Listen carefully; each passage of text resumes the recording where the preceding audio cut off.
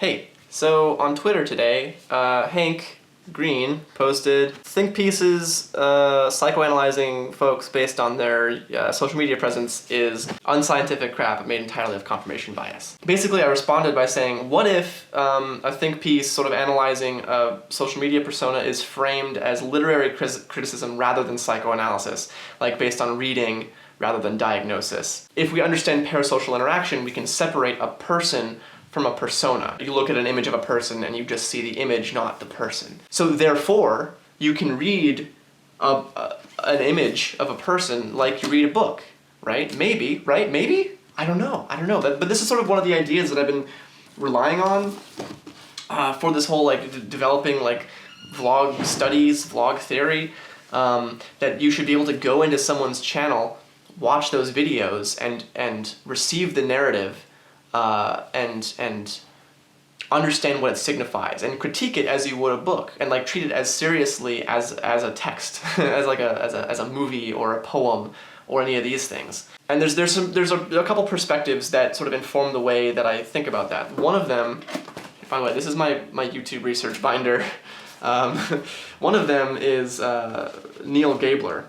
So Neal Gabler has this article called Towards a New Definition of Celebrity. And what he says is that he draws a line between famous people and celebrities. He says that famous people they just have a name.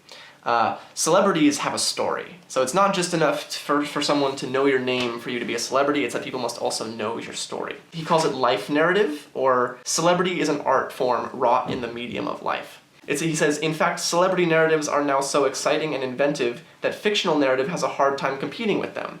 So one way to maybe frame that statement is like about someone like people like the Kardashians, right? We don't know them as people, we don't know them, we only know them through these stories and these images we receive of them.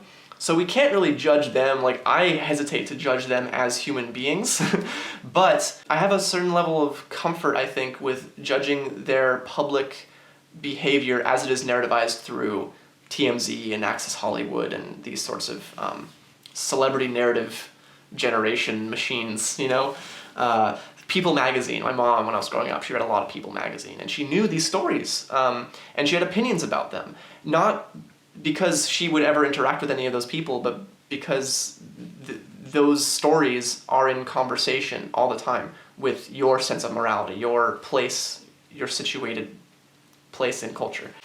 And I think that there's sort of a parallel in this to Greek myth. In ancient Greece, right, there's all these myths, and those myths weren't just stories about people that were made up, right?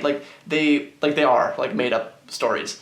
But they contain cultural information, right? They're morality tales. They have insights into what the Greeks thought about relationships in the family, and there's information to be learned from those myths other than the plot itself. That works kind of the same way as current celebrity works, right? That art form of mythic storytelling has a lot of parallels to how we tell stories today. So my thing is what from that understanding of celebrity narrative, of myth, of the way that stories function in culture, can we apply to the vlog, if any, right? If vlogs contain images of personae, of celebrities, of narrativized lives, can we read them and judge them like we do traditional celebrities?